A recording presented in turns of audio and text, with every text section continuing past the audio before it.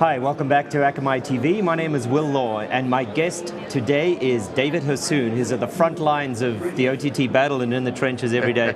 So welcome to the bright lights of NAV, Dave. Thank you, sir. Thank you, sir. It's great to be here, as always. So I've known you for a long time. The first time I saw you, you were on the stage at Macromedia Max in New Orleans. Many years ago. So take us back to that time. What were you working on? You started RealEyes about the same time. And what was your vision then, and how did you get to today? Sure. So back then, it was around 2003. I started RealEyes December right before that, and I got to go speak at, back then, Macromedia Max. I think that was in summer or so. And I was really excited to come out to Macromedia Max and speak there because that was really starting to bring forward some of the flash video technology that was actually kind of taking hold there. And I got to do a full day training on that, and then also some other sessions on how you can actually start delivering out video on the web and kind of do that more effectively than the previous times and what was actually going on there. And that really set the seed in our organization, my company, for the future for us. That video is where we really believed a lot of the future would be, and the excitement and the industry was going to move towards. And we started within Flash, and now many years later, 15 years later, video is still at our core, and building out advanced video players and media workflows is what we really like to do, and where we get passionate about how we can help our customers with what new technology they need to utilize to really continue moving the industry forward.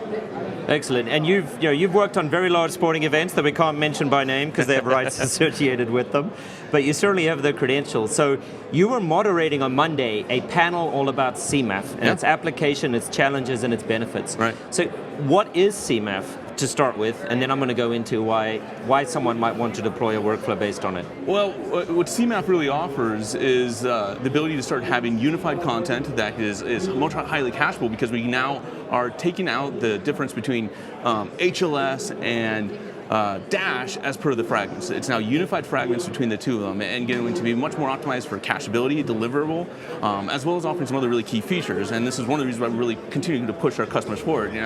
Aside from just the caching benefits and the performance that we get there, it really opens up a really effective, scalable system for doing low latency.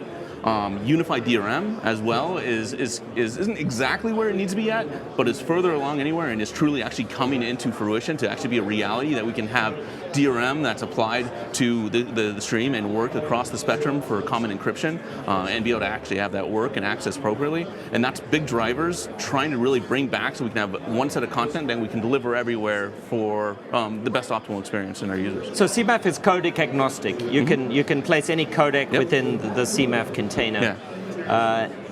Whereas the DRM itself, common encryption, is not quite as common as the name suggests. No. So just highlight for us the CBS CENC issue that we have today. Right. And also importantly, where do you think it's going in the next year or two or three? Yeah.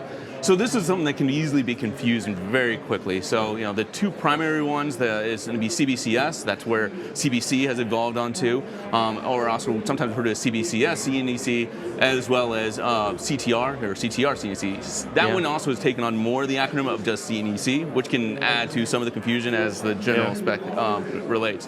Ultimately, though, what we're really seeing the industry kind of unify behind is CBCS. We see that's where everything's really trying to head to. There are still a couple outliers that don't have full support for CBCS yet. Either it's partial and not really ready for prime time, or it's not supported yet, but the organizations behind that have already shown that they're moving towards that. Microsoft being one of the big ones, they already have CBCS support on Xbox, for instance. However, it's not yet within the Edge platform, and new stuff going on, obviously, within Edge. We really hope and foresee that within the next 9 to 12 months, maybe 18 months, that we can really have unified across the board on CBCS. We've already seen other devices really ramp that up, so it's getting there, it's getting much closer.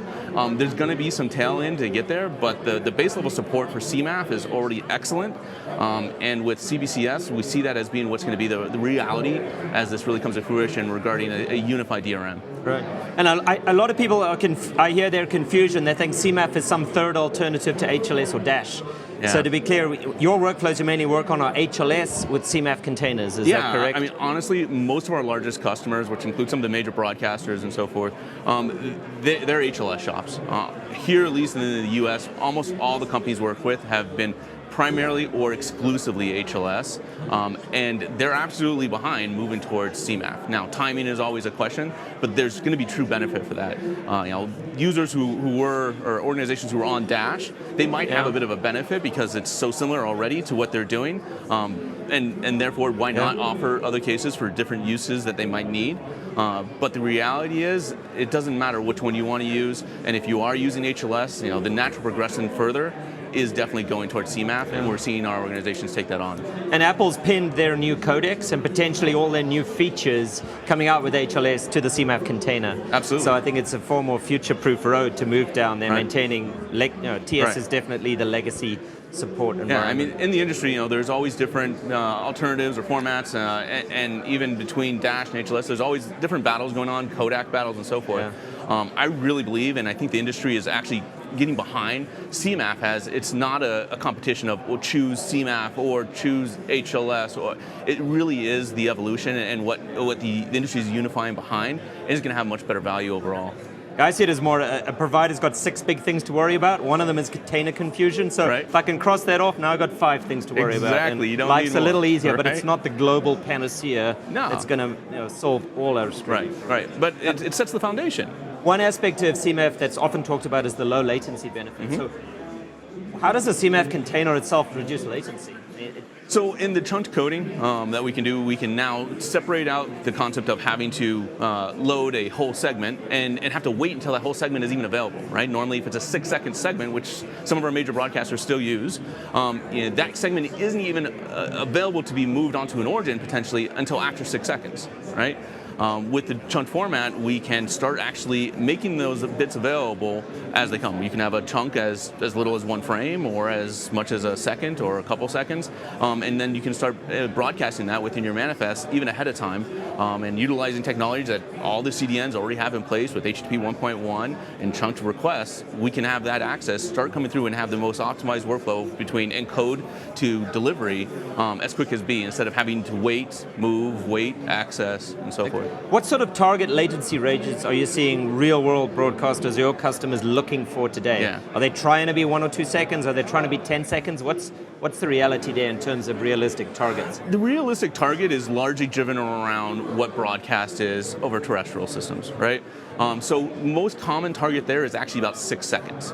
So when we look at 6 seconds versus what you can actually achieve with CMAF, low latency, which you can get into the I would say 2 seconds definitely, 1 second potentially, and still maintain some level of safety, is completely achievable, especially with how the chunk system is going to work. And 6 seconds is still considered low latency. Anything generally under 10, 12 seconds is what we define as low latency, and ultra low, going lower than 2 or 1, and it's completely achievable. Great. I think broadcast equivalency is for the broadcast world is their target. Gambling, betting, horse racing, social media sync. Absolutely. They're the ones driving the ultra low. Several second. Yeah. So, just as a conclusion, as my last question, what's RealEyes' secret in the media space? What are you talking to people about at the show, and where do you feel your specific competency lies in development? I mean, for us, what has been the big topics for our customers leading into the end of last year and continuing this year is really doing the push over to CMAF. Prior to that, there's also multi-CDN. So the goal with our users is multi-CDN with multi-DRM, being able to cover spectrum across the board, CMAF answering that, low latency, and improved cacheability, right? So CMAP really covers a core base of the 3 top things that have been the big focus there, and that's been super valuable for our customers, and that's where we've done a lot of the work. And what makes us unique, why people come to us, is that we tackle very, very challenging problems, and we're able to go very deep into solutions within media player frameworks, creating our own and augmenting others, and also media workflow, so that we can handle things end to end when it comes to the delivery. After the coder begins, we take over and we can really stream stuff out. Well, that's excellent. Yeah. So thanks so much. It's been so good knowing you over the decade and more. Right? At all the industry events I go to, you're there, you're on the stage. Oh, I appreciate thanks once again for your time this afternoon. Thank you so much I wish for you the having best of luck with day 3 or 4 of NAB. Thank you. It's a great marathon. Okay, so thanks to RealEyes and David, and we'll be back with more AkamaiTV later.